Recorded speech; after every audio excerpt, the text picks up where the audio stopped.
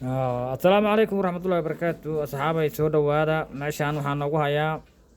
jaalanti cusub waa tijaabi nasiibkaaga halkan sidaad u jeedaan toban kow iyo toban xabo oo furkan bisan aad u jeediin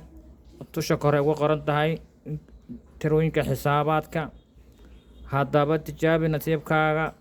toban iyo kow lambar ka mida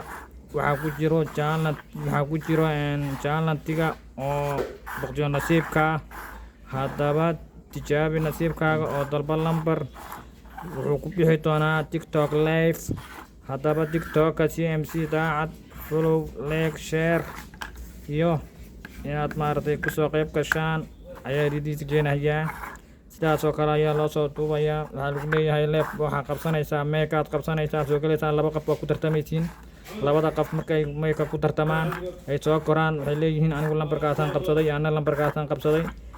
dabadeedna lambar alla lambarka uu qabsado hadduu jaalantiga yahay lambar uu qabsanayaa shantoo kale saasoo loo fiirinayaa waxba ma lahan bes jaalantiga kuulada saana ku ogaanayaa lambarkaas hadduu lambarkii jaalantiga aan soo geliyo anigoo maskaxdayda aan kasoo maagaya lambar anaa soo gelinayo saasaa markaas ku guuleysanaysaa waad la fahanna umalaynayaa laba qofna waa inay meeka ku tartanto insha allah waxaana la ciyaari doonaa ilaa 5 wareegaa la ciyaari doonaa insha allah 5 wareegaa lagu ciyaarayaa kadibna